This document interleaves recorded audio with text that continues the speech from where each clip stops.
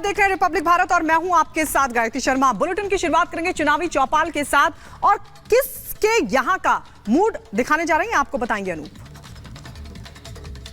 नमस्कार, मैं हूं आप सबके साथ अनूप और आज हम आपको अयोध्या की राम की पैड़ी से साधु संतों के साथ चुनावी चौपाल दिखाते और बताते हैं अयोध्या का मूड आखिर क्या चल रहा है। देखिए ये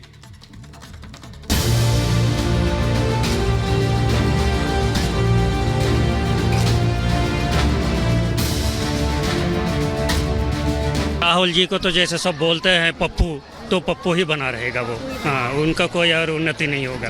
ये तो धर्म है तो जय, जहाँ धर्म है वहीं विजय है। तीसरी बार 400 पार का नारा लेकर के माननीय प्रधानमंत्री जी के इस पद चिन्हों को कार्य करेंगे। 4 जून 400 पार का जो नारा है वो हकीकत परिणाम में बदलने वाला है। लोकसभा चुनाव 2024 सर पर है। क्या चुनावी माहौल है? राम की पैड़ी पर हम मौजूद हैं। ये वो राम की पैड़ी है जो कभी देखने लायक नहीं हुआ करती थी, जहां पर आप आकर स्नान तो दूर आप आचमन भी नहीं कर सकते थे।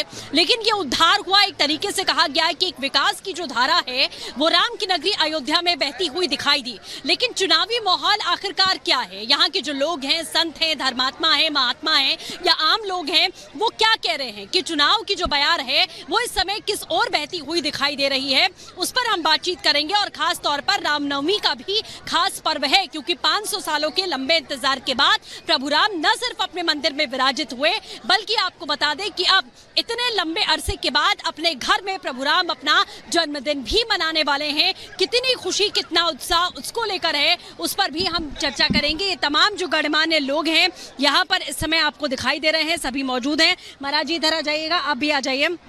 हम चर्चा की शुरुआत करेंगे और जानने की कोशिश करेंगे। सर, सबसे पहले आपसे बात करते हैं, ये जो भव्य दृश्य हम यहाँ पर देख रहे हैं, राम की पैड़ी पर इस समय हम मौजूद हैं। पूरी अयोध्या नगरी इस समय जगमगाई हुई दिखाई दे रही है। क्या कुछ कहेंगे आप चुनावी माहौल की बात करें? देश के यशस्वी प्रधानमंत्री नरेंद्र मोदी जी को धन्यवाद देना चाहता हूँ, माननीय योगी जी को धन्यवाद देना चाहता हूँ कि आज जो है सनातन संस्कृति को चरम पर सहयोग करके, सनातन तो सनातन है लेकिन जो इन दोनों का सहयोग रहा है हिंदू जनमानस के साथ, उसी के देन है कि आज ये माहौल चारों तरफ राम राज्य की दूसरी परिकल्पना, आज का जो माहौल है ये है।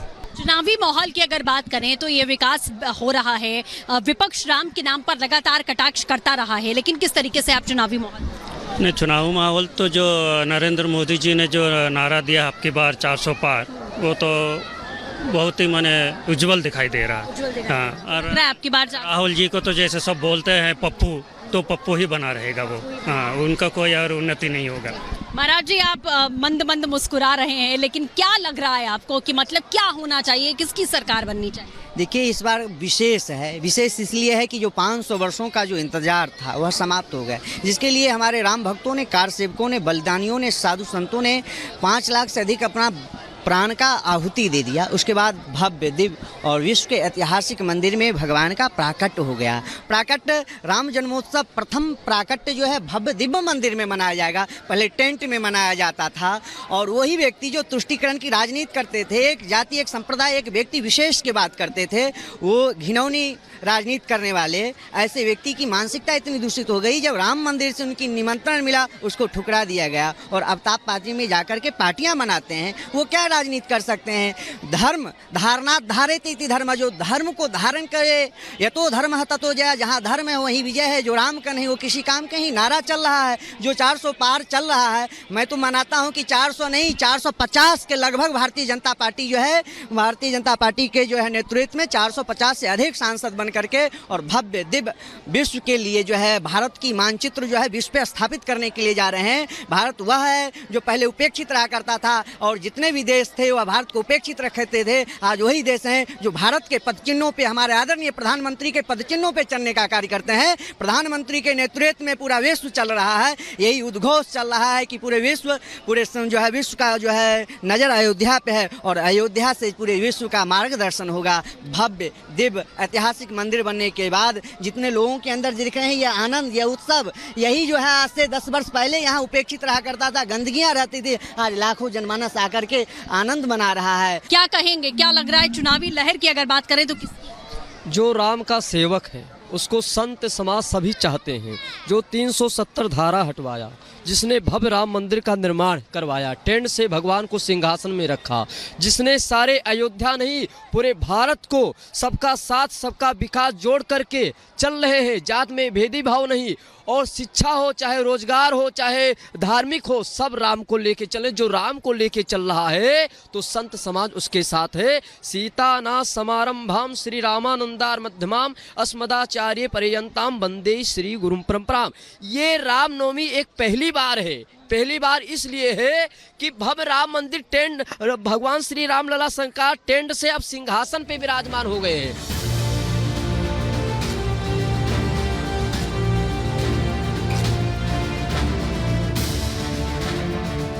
आपसे जानना चाहेंगे क्या माहौल आपको लग रहा है, क्योंकि एक राममय माहौल तो हम लोग दिसंबर जनवरी या जब से फैसला आया कोर्ट का तब से देख पा रहे हैं, लेकिन अभी क्या चाहते हैं? हम सभी साधु संतों से अपील करके सभी साधु संतों के साथ में सबके घर घर जा करके एक मुहिम भी चलाएंगे कि अब की तीसरी बार 400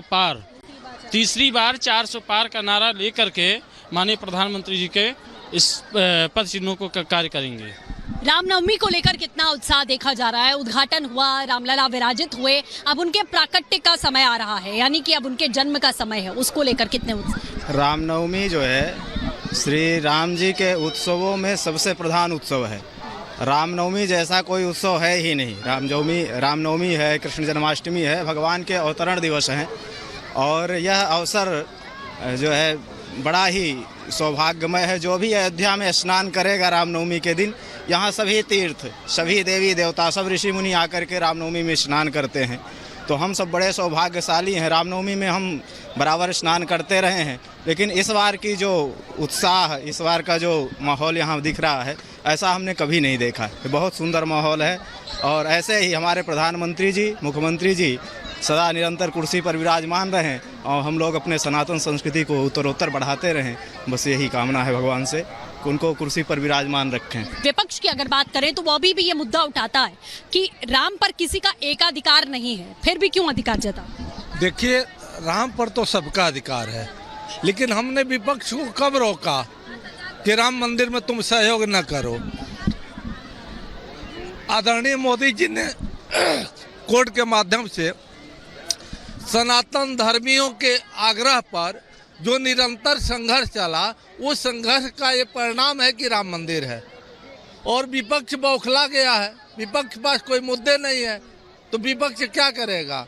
विपक्ष को निमंत्रण दिया गया राम जन्मभूमि का 22 जनवरी का, हर विपक्ष के बड़े लीडरों को न्योता दिया गया, लोग नहीं आए, तो इसमें उनका दुर्भाग्य है। इसमें राम राज्य या मोदी या विश्व हिंदू परिषद या सनातन धर्मियों का कोई दुर्भाग्य नहीं, दुर्भाग्य उन विपक्षियों का है।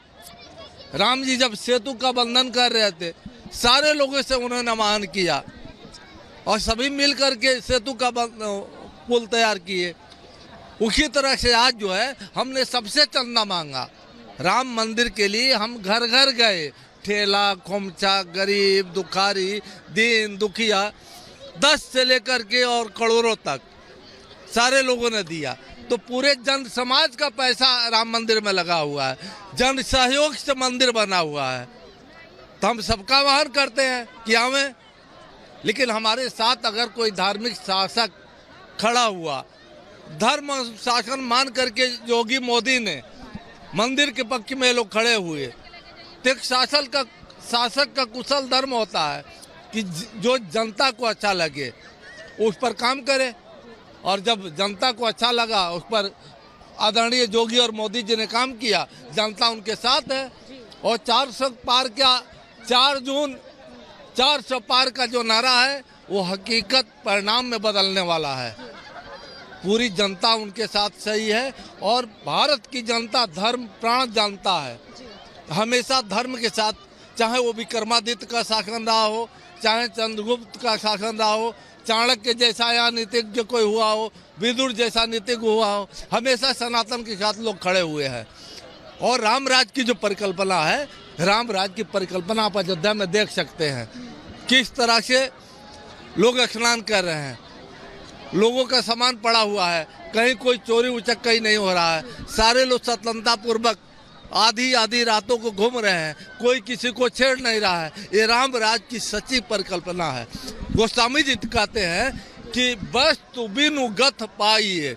राम राज्य में सारे वस्तुएं बाजार की रखी रहती थी और जितनी आपको आवश्यकता है उतना उठा के ले जाइए। किसी को स्टोर करने की व्यवस्था नहीं थी कि आप सारे इसे अपने में ले जाकर रख लीजिए। वो राम राज्य है। महाराज जी, जिस तरीके का माहौल इस समय राममय हम देख पा रहे हैं, विपक्ष लगातार इसको मुद्दा बनाता रहा, उनको क्या संदेश आप देना चाहेंगे यहाँ से? वो तुष्टीकरण का राजनीति छोड़ दे, क्योंकि राहुल गांधी तो एक भगोड़ा है। उसे स्मृति ईरानी से दौड़ा के उसको वायनाड भेज दिया है, तो उनको वायनाड के मुसलमानों पे ही भरोसा है, भारत के हिंदुओं पर उनको भरोसा नहीं है। तो वो भी राम राम करे ताकि उनको भी कुछ, उनका पूरा परिवार को कुछ मिले। बंगाल के लोगों से कहना चाहता हूँ कि आप भी ममता बनर्जी को छोड़िए, वो माटी मानुष के बारे में कुछ नहीं कर रही है, वो भी तुष्टीकरण की राजनीति कर रही है। मैं भी बंगाल से हूँ, तो अब बंगालियों को भी जागने का समय आ गया है। भगवान पुरुषोत्तम श्री राम लला सरकार प्रेम मूर्ति है। भगवान सबके हैं, विपक्षी के सबके हैं, जीव जंतु के कड़ के रमे रमो। जो राम होते हैं, राम का अर्थ होता है जो सब में रमन करते हैं, वो तो सबके हैं। मगर कपटियों को राम जी भाते नहीं है, इसीलिए ये कपटी है, इनको भाता नहीं है। और हम लोग भी चुनाव को लेकर के भी, रामनवमी को लेकर के भी हम लोग अपने मठ मंदिरों में अनुष्ठान कर रहे हैं, रामायण का पाठ कर रहे हैं और प्रभु से यही कहते हैं कि जो है प्रभु, जो आपको लेके चले, जो संत समाज को लेके चले, जो धर्म को लेके चले, जो विकास को लेके चले, जो नवयुवक शिक्षा ग्रहण कर रहे हैं विद्यालयों में, उनको लेकर के चले, सब चीज को लेके चले, उसी को 2024 में आना चाहिए। बिल्कुल। आप बहुत देर से खड़े हैं, आप भी कुछ बोलना चाहेंगे चुनावी माहौल में? मध्य प्रदेश से मैडम, और मोदी योगी को हाथ जोड़ के प्रणाम है, क्योंकि वे भी भगवान है इस जमाने के और बढ़िया काम कर रहे हैं, ऐसे ही करें। माहौल अच्छा लग रहा है? हाँ, अच्छा लग रहा है माहौल।